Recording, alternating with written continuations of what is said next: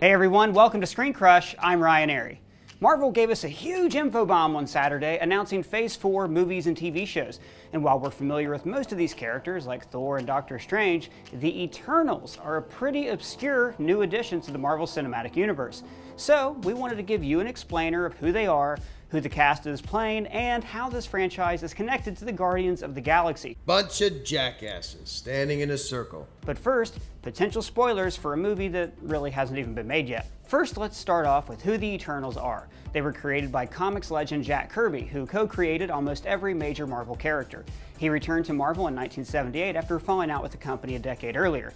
The Eternals was his first chance to create, write, and draw a totally original Marvel property with very little editorial oversight. Kirby was known for creating galaxy-spanning stories and massive panels of larger-than-life mythical figures. So, with the Eternals, his characters got bigger, more powerful, and weirder than ever. Here's the gist. A million years ago, giant, cosmic, Tron-looking figures called the Celestials came to Earth and started screwing around with human DNA.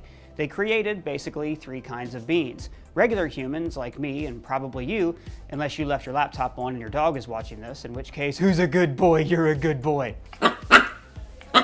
So the Celestials created regular humans like us and an offshoot of monster humans called the Deviants. It's just monsters that share the planet with us. Their hideous visage became the stories of ancient monsters and demons that we still tell today. Demon? Yes. The Deviants conquered the regular humans until the Celestials returned to check up on things. They killed thousands of Deviants and sank their continent to the bottom of the ocean. Now the Deviants live underground, hence the idea that hell and demons are somewhere beneath us. The Celestials also created the Eternals, who've been fighting the Deviants on behalf of humanity for hundreds of thousands of years. The Eternals are 100 superpowered, invincible, immortal beings that don't age. Also, they can't really breed, unlike the Deviants, so there's been a fixed number of them for several thousand years. So, if ancient people thought Deviants were demons, they saw the Eternals as gods. Just like how in the MCU, ancient Norwegians thought Thor and the Asgardians were gods, the Eternals were also inspiration for different god myths. And this is really exciting because we can have our first Marvel movie that actually spans thousands of years, showing the hidden superhuman history of Earth. Marvel has announced casting of a few Eternals, but I think they're going to add a few more characters. So far, there's Icarus, played by Richard Madden from Game of Thrones. He can levitate himself and basically transform stuff into other stuff. Angelina Jolie is Thena, a warrior who is super strong and fast. Pakistani-American comedian Kumail Nanjiani is playing Kingo, who's normally a Japanese samurai warrior. Brian Tyree Henry, Paperboy from Atlanta, is playing Phastos, who's the Eternals' chief engineer and weapons maker. You ain't Paperboy, man. Yeah, I am, you little bit. South Korean actor Don Lee is playing Gilgamesh, the real-life ancient king and star of the world's first blockbuster fiction tablet, The Epic of Gilgamesh.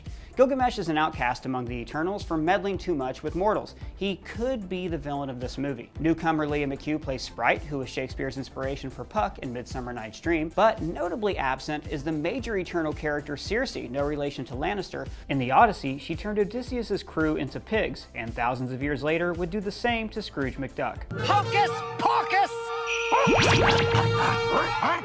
In the comics, she was also an Avenger for years. And finally, a couple Eternals have been gender swapped. Lauren Ridloff, Connie from The Walking Dead, is playing Macari, the speedster who was the inspiration for the god Mercury. And then there's Ajax, played by Selma Hayek.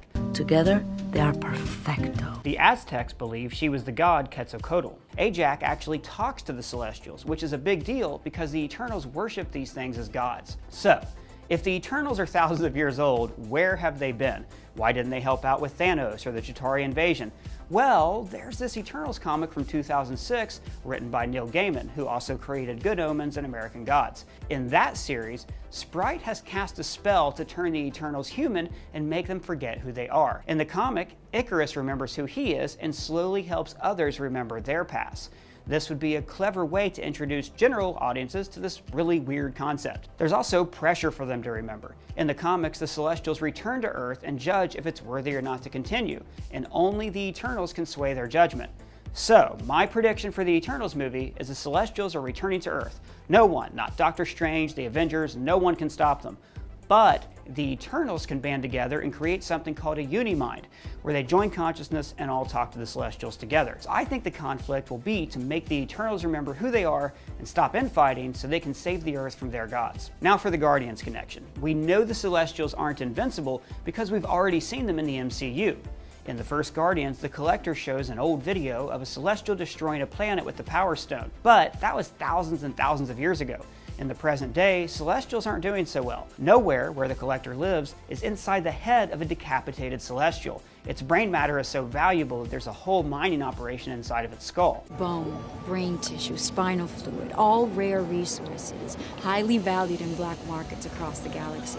In the second film, Ego announces, I'm what's called a Celestial. Like Ego, all Celestials begin without form and create these weird cosmic armors to contain their essence. So it seems to me that Ego was born, but there was no other Celestials around to guide him. First thing I remember is flickering, adrift in the cosmos, utterly and entirely alone. Home alone in space.